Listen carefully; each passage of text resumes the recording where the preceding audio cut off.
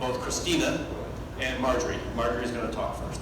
Marjorie is our business partner, effectively, and we work side by side to work on that. And then Christina is the person who knows how to make the tool do all the things the tool knows how to do, and helps all of our teams sort of access that. Okay, Marjorie. Thank you. No applause necessary. Yeah, don't clap yet. You haven't decided where you're here. I'm Marjorie Tashman, your strategic partner, and I'm really proud because I just won $60 off my husband because I told him that the bridge from here goes to Indiana, not Ohio. And this is my third time here in the last 2 months. Then I got here and found out it depends which bridge. So please don't tell my husband because I like that I won. I'm a good learner. But by way of introduction, my background is about, can I just say multiple decades? 30 years of working for large established companies across different industries all over the globe. Footwear, Vila, commercial comedy pilots, helping these companies from small teams to launch new products and services online. And everywhere I went, no exception, I was not the expert. That's the only thing all these jobs have in common for me. And I really didn't understand anything that anybody was saying. So I would walk around with a pile of notebooks, making my own FAQs in a knapsack, which I'm told I shouldn't say knapsack anymore, but you guys can help me with that later. And when I decided I wanted to get my dream job about 1.5 years ago, a friend of mine who happened to have been Steve Jobs' CTO at Next was free. So we got together and decided that I returned to my home, which is New York City, that we would go around and try to help small businesses to save money and get better at marketing their products and services online so they didn't get hemorrhaged by ad companies. And I found Alpha online and thought, is this really possible? Can they really be delivering feedback, raw human feedback from consumers, viewers, buyers in under 3 days? And I begged to meet people, begged for a job, and I remember being in a room with Thor Ernsten, our co-founder, and I said, I think we have, I said, I want to work here, but I think I have a pretty good situation. He said, what have you been doing lately? And I said, we built this thing and we're using it to help marketers and sports teams and nonprofits. We get this stuff down in 3 weeks. And he said, how about 3 days? And I was like, how about I get hired and start tomorrow? And I'll just say this, as I mentioned, I'm really well practiced at asking why, to the extent that everywhere I went, I needed that feedback to learn what was going on in the companies, to understand what people were saying, and to be someone who would be reliable for getting people what they need to become more successful. And it's actually been an honor and a pleasure to work with teams at Humana for one reason, which is that I've learned one thing. People need other people to learn new skills and learn what they need to become more successful. Our platform is great. We'll learn more about it in a minute. But what I think has been most remarkable to me is that requires a certain openness, because I'm looking at a room full of experts. I don't know what percentage of interns are in here, but just allow me the poetic license. And I've been in rooms with you, and I've seen how open you are to what this requires, is learning a little bit differently than the way you have been. And so, without delay, I'm going to introduce you to my counterpart, change the slide how I do it, who on paper is your customer success manager, but in reality is the human being who inspires the confidence and the openness that it actually takes to be understanding what you all need to become more successful, better outcomes, and to improve healthcare. So here is Christina. Yeah, still don't clap. Hi everyone, like Marjorie and Ben said, I'm Christina, and I really do have the pleasure of working with so many teams here at Humana, and I'm really happy to be here to talk to even more of you. about Chris Rock, not Alpha, Chris Rock. You're probably wondering why I'm showing you this slide of Chris Rock. Everybody here knows who Chris Rock is, right? Yeah, okay. Fabulous comedian, HBO specials, Netflix specials, live performances. Like, the man is polished. His routines are just gold joke after gold joke after gold joke. Like, people are doubled over, and it doesn't stop, right? Like, there's no moment of that awkward pause in his routines. So that's, the Chris Rock that you and I know, but that's not the Chris Rock in the months and months leading up to those performances. What Chris Rock does to prepare for these massive performances that he does is he'll spend a couple of months going from, like unknown club to unknown club in suburban New Jersey, where I'm from, and he'll actually show up unannounced and perform for, the 50 people who happen to be in the room. And the performances that he gives at these local clubs, they're not, the polished, refined performances that we see. Actually, what he does is he'll get up there, sit on the stool with a yellow notepad in hand and a pen, and he's just got this list of like rough, raw jokes that he's just come up with. He gets up there and he just kind of says them. There's no, like, he does a lot of voices, affectations, none of that. It's not there. He'll just get up there, tell a joke, really flat, see how people react, write some notes down, tell another joke, see how people react. Is it working? Is anybody laughing? Often they're not. Write some notes down. And he'll do this over and over and over again, and that's, his set at this tiny club. So then he goes home, refines some things, maybe throws some jokes out that are totally not working. A couple days later, he'll go back to, the same equally no-name club, do the same thing all over again. This time, though, his routine is marginally better. Still, by any standard, a failure, but marginally better. And the reason that, I'm talking about Chris Rock here is because I think that Chris Rock really embodies test and learn, which is something that I know you all really do a lot of as well. And so I just wanted to highlight that example because I think that, the problem that he's trying to solve is a pretty complex one, right? Like, what is good comedy? What is funny? It sounds easy, but when it comes down to it, breaking that down into the jokes that make up a routine, the timing, all of that is really a hard problem to solve. So I want us to explore this problem a little bit. I know you're all eating, but hopefully you can take a minute to turn to the person next to you. We're just gonna do a quick exercise. So your goal for the next 2 minutes, I'll time you, is to turn to the person next to you and to try to find out whether you're funny. You can do whatever you need to do, tell a joke, whatever methods you need, but keep it appropriate. And your goal is to find out if you're funny. And then so you'll do that with your partner, and then your partner will try to find out if they're funny. So, all right, 2 minutes, I'm gonna time you. Okay.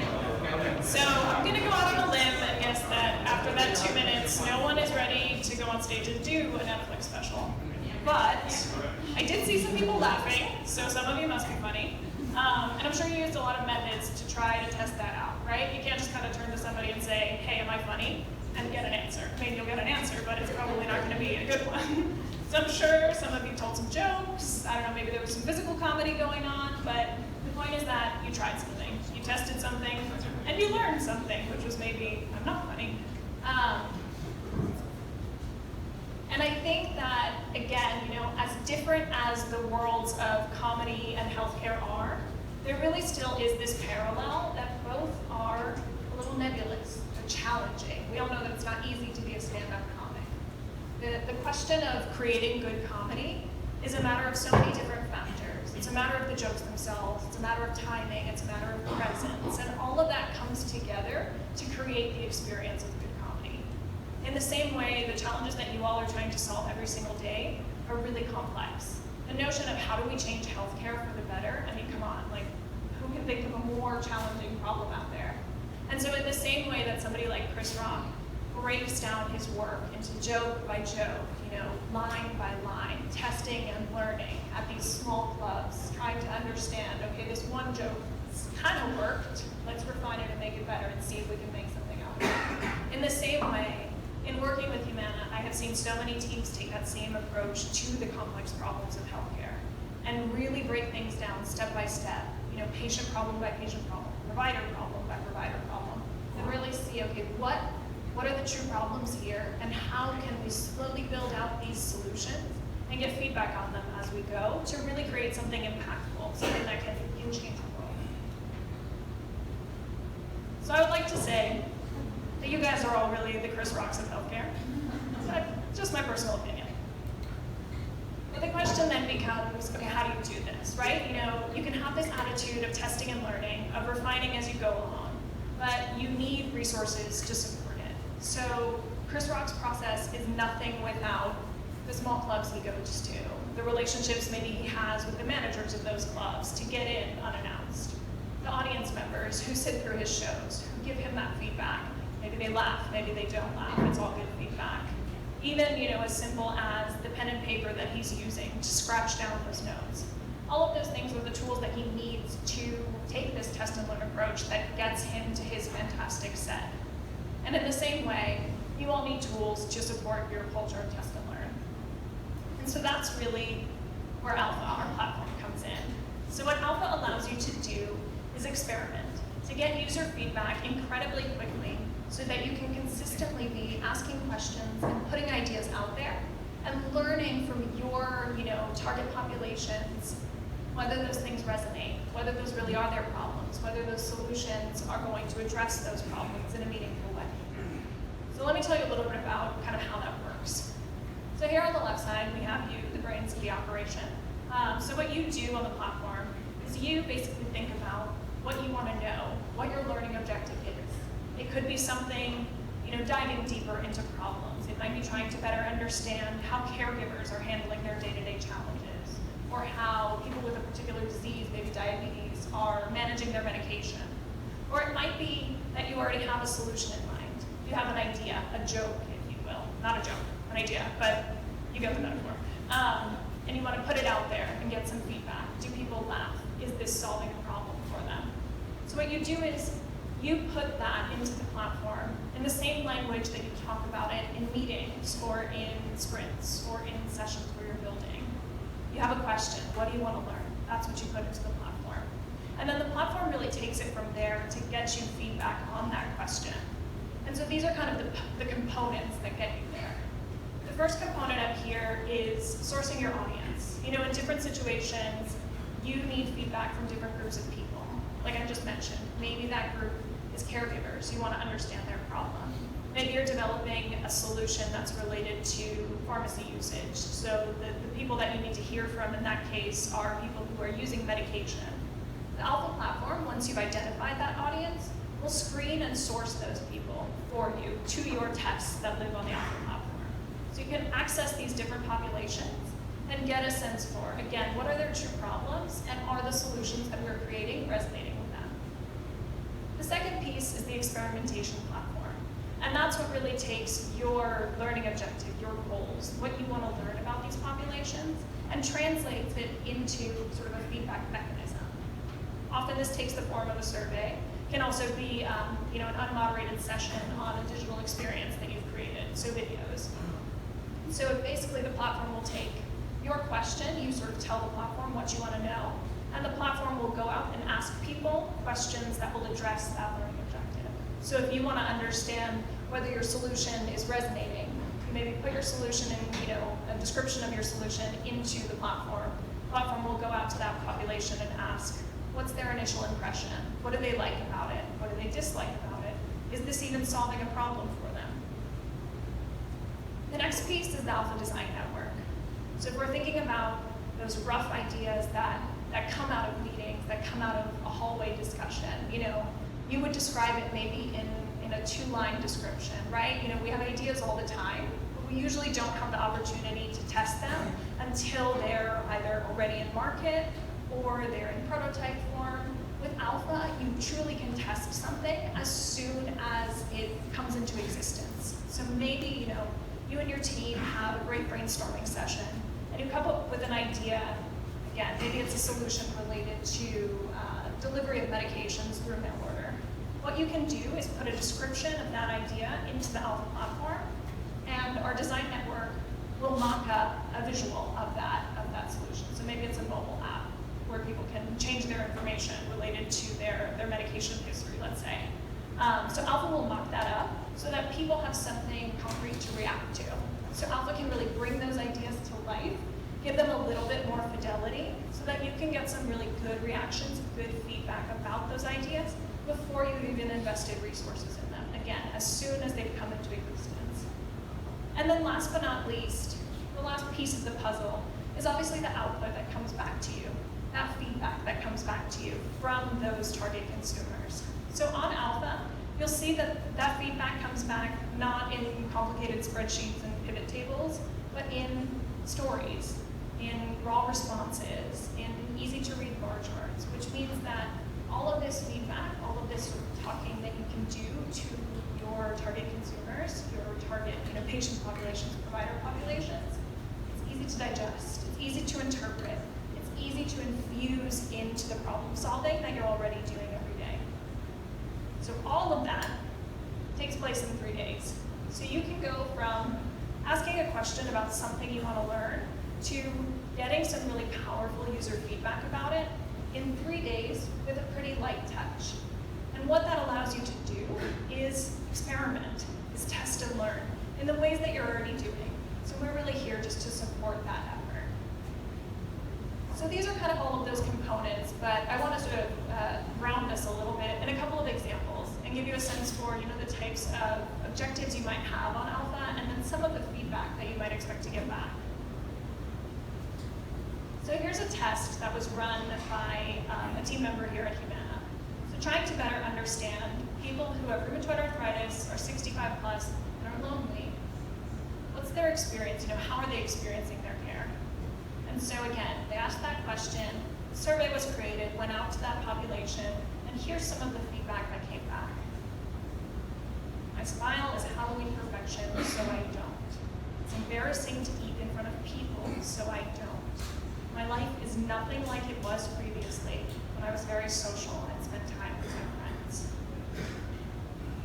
It's painful to walk and to exercise. I can't attempt to mount a horse or get into my kayak. These problems significantly impact my quality of life. I'm sure that these are all familiar words to you, but this is the type of feedback that you can get truly, every couple of days on the platform. So really keeping you close to the problems that you're trying to solve, really understanding that human connection of what people are actually experiencing in their healthcare journeys. And then if you move over to sort of building out some of those solutions, the platform can be equally powerful to get you feedback on those. So for example, if we're thinking about the process of purchasing an MA plan, so one potential solution to facilitate this experience online would be to share a screen with an agent. So another test that a real Humana team ran had to do with, okay, how willing would people be to share their screen with an agent? And so again, they asked this question, the platform then deployed its test, and here's some of the feedback that came back. I don't give access to my computer to anyone. If this person can't help me without seeing my screen, I'm gonna go somewhere else. This is a direct violation of my privacy. I'm just shopping, I'm not committing to anything. That's a red flag, and this is creepy. So again, knowing that before you've built out a full screen share experience is incredibly powerful, because the end goal is to facilitate that experience, right? The end goal isn't necessarily this type of solution. So Alpha really allows you to get some of that feedback before you started building. And so now what I'd like to do is bring up 2 of our Alpha users here at Humana to talk about some more concrete use cases that they have found using the platform. So Karen and Chris. Okay. Hello, I'm Karen Martins. I'm on the strategy and innovation team for STARS. And we do a lot of work that is asking our members to do stuff they don't want to do, right? So STARS is, maybe they want to do it, but they weren't thinking about doing it. So STARS is really focused on asking members to do things like preventative exams. So go get your mammogram, go get a colon cancer screening, go to an annual wellness visit. A lot of things that are really great for people, but aren't necessarily top of mind. but it's really important for us to make sure that they do that so that they have good health outcomes and we have good STARS performance. And so we have a lot of things we're asking people to do, and internally we have a lot of discussion about how should we best ask them to do, right? Because there are things that we can say to someone that might resonate, but we're not always sure what those things are. And so we've been working with Alpha over the last several months to really explore a lot of the language we should be thinking about and using when we're having communications with members. Emily Olberg, who's here, has been doing a ton around learning around annual wellness visits and how should we talk to people about getting a routine checkup, what language should they use when they talk to their doctor to request that type of appointment, what expectations does someone have once they do it, and kind of digging in there. Sarah Melander, who's also here, has been looking into behavioral health. What we found, and Sarah can give a lot more details later about this, but people don't understand when we say behavioral health, that does not resonate with most people, right? They're not necessarily the language we use internally doesn't resonate externally. So how do we better talk about the services that we have offered to people so they can get help? So Alpha has been fantastic about allowing us to just get little tidbits of information to refine our message, and then also refine our expectations with members so that we can be smarter as we go out and start to do massive campaigns with hundreds of thousands or millions of people to try to get them to take some of these actions. Thanks, Karen. Since we've been working within the Experience Center with Alpha, it's been a great experience, and we kind of came along when we were trying to figure out how people enroll in Medicare, research Medicare, and so that last test that you threw up was one of ours, right? We're like, how do you feel about screen sharing? So that really quickly allows us to get to like, what's people's attitudes towards a feature that we're wanting to explore, right? So really quickly we can say, that's not something someone wants to use. Or it may be go into further exploration. So, but with the way we kind of work, we do user testing once a week with 3 people. Using Alpha allows us to reach 400 extra people a week. So if we've tested, 3 a week and then we can hit another 400, we've had, since this product began, we've had 6,500 people that we've been able to hit with 22 different tests. And that's talking about people who are switching from Medicare. How do they go about enrolling into Medicare? What's their attitude about agents? Like, how do we replicate an agent experience online if we're trying to drive better online enrollment? So we've used it for upfront learning. We've used it for features along the way. It's been super helpful just for increasing the quantity of our tests, but it also the quality because of the feedback that you see. It's like real people's voices. It kind of goes back to like just hearing what people really want to say about the questions we're asking them. So the best thing, your light touch, I think, is just like, we don't have to come up with this really complicated test and think about all the different iterations of that. We come up with one simple question that we have, we define an audience, and then we just pass it over to Alpha and then wait for the magic to happen. So it's been great. Thank you. Thanks. And that's all we got. Thank you all for listening in, for joining us. I think we have time for questions, right? How do you source your audience members? That's a really great question. So we actually have a direct API integration with a number of different panel providers, which means that, ordinarily what you'll see is that people source users through a single panel, so just a group of people who are there to answer questions. But we actually have access to several thousand of those, which ultimately gives us access to 100 million people across the country. So we're basically just tapped into a marketplace of those panel providers, who then, that's their business to source those users. How do you ensure you have representation in this user base? One classic example is if you run your surveys using phones, like landline phones, you're going to find people who have landlines anymore, right? How do you make sure you're not, you don't get like biased and only lopsided population in the same?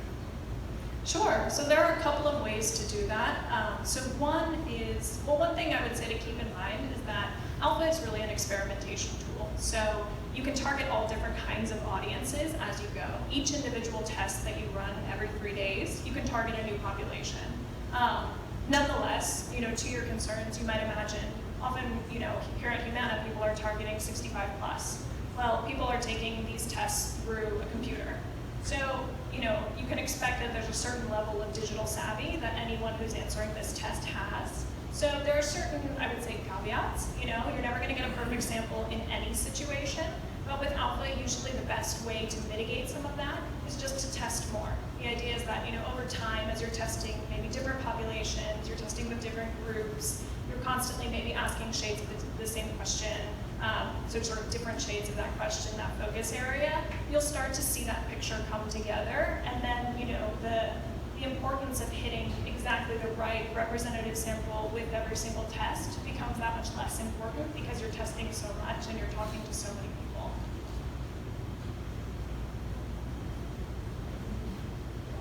Is there the ability to upload a list of numbers so you're surveying specific numbers as opposed to gen pop? So there isn't.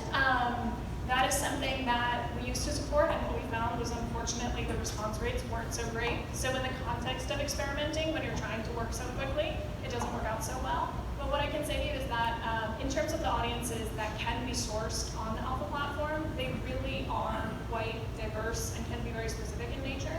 So for example, that one example of 65 plus who suffer from RA and also are lonely based on the criteria that you are using, in-house. That was an audience that we were to source a couple hundred people within 3 days' time. So you can get to some really good proxy audiences through our sourcing capabilities.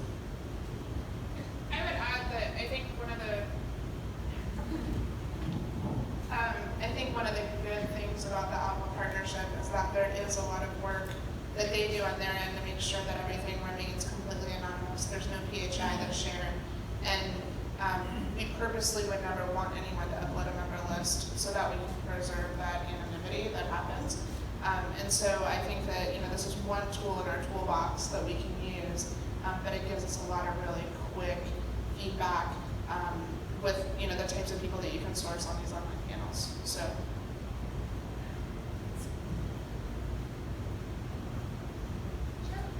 Is there sort of a catalog of screeners like and segmentation like 65, probably all those data points that you guys have on your panels? So some of them are do sort of fall into a catalog. So like demographic criteria, large purchases that people have made within the last year. There are certain, we call them pre-qualification criteria, but then we can also, on the platform, it makes use of custom screeners. So from that, sort of the sky's the limit in terms of the way that you want to screen. Can I add something? Yeah.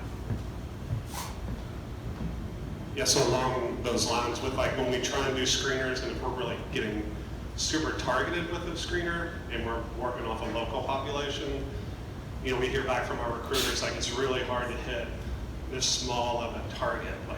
You want the specificity gets in the way of us actually being able to recruit. So I think just this larger population, we haven't run into that issue yet where we're I want a 64-year-old who does these 4 tasks online every day to, because we're trying to target someone who's coming into Medicare, with no knowledge, who's digitally savvy, who may be someone who would utilize our tool.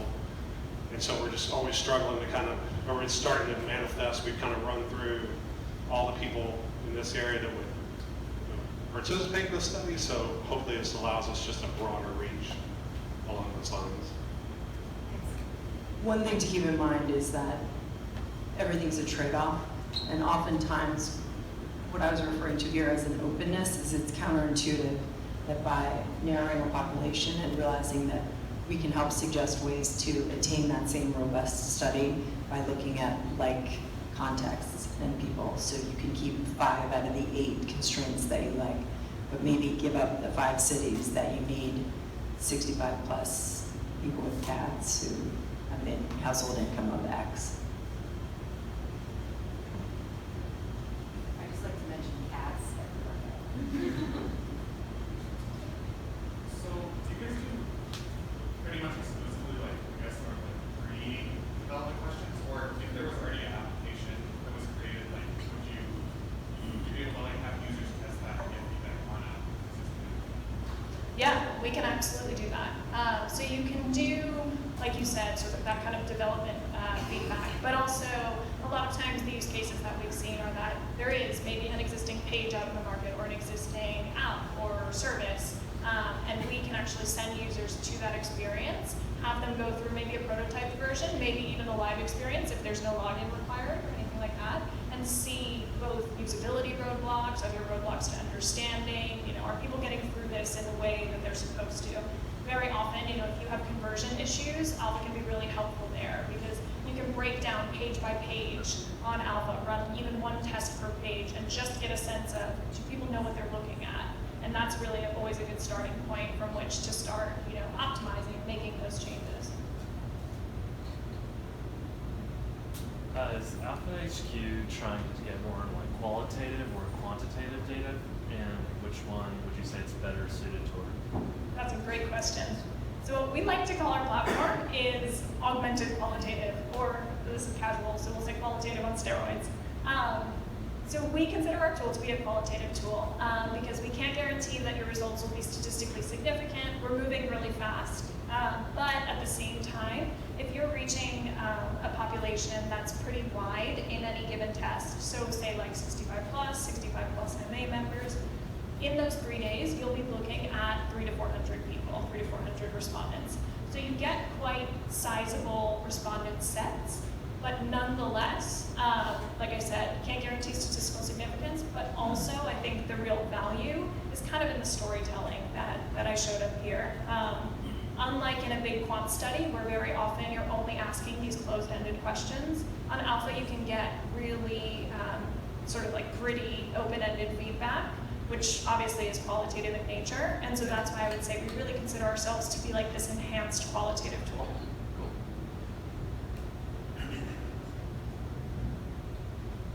Can I ask about how the pricing works and how a department here in Humana can tap in? Is there an overall agreement, service agreement, licensing, or does that have to be arranged? Sure, how about you come see us afterwards?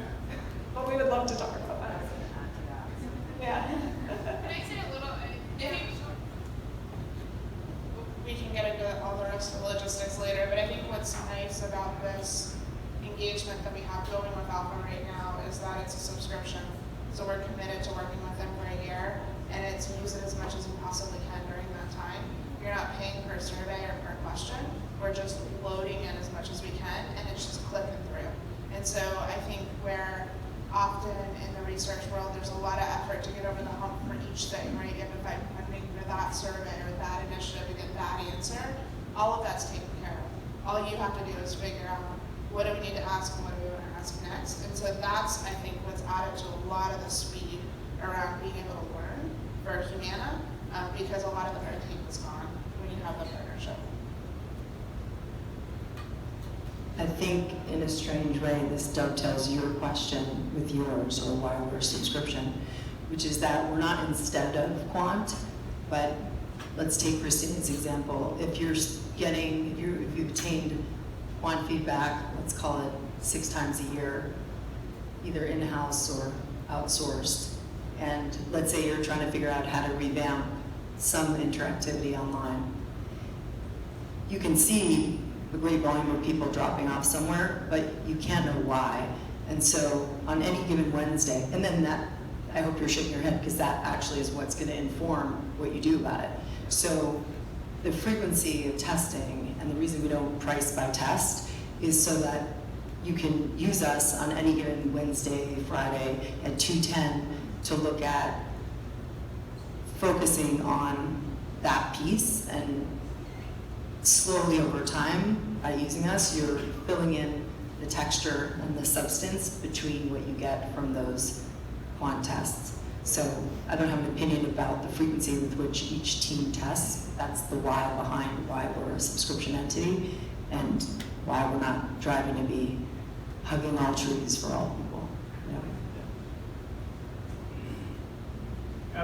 You've talked about trying to gather feedback from our customers, members, or prospective members.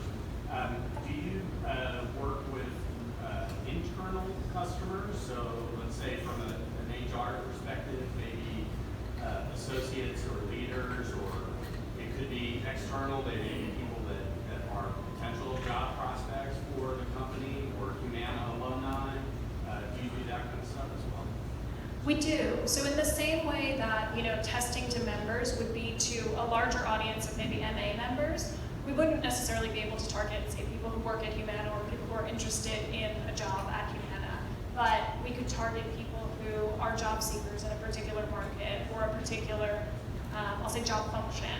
And we're actually doing that right now. One of the teams that we do work with is the HR team, and that type of testing happens all the time on the platform. So there are plenty of different use cases that go beyond just building products. It's really, I even, with separate clients, work with teams that plan events, and they want to understand better what people want from, say, a large tech event. What's going to make them come to an event, what's going to make them stay for day 2, things like that. So really, any context where user feedback is useful, which I think pretty often is almost all contexts, you can find an application for Alpha. So absolutely.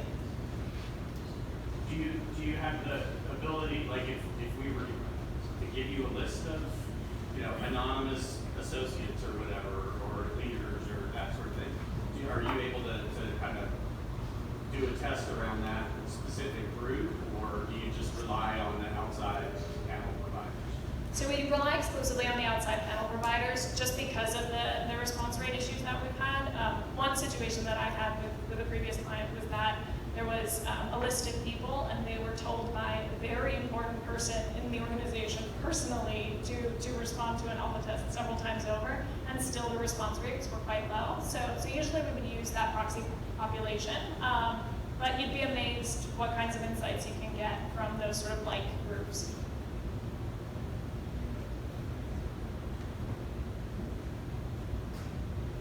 Alrighty, thank you all so much. This was really lovely.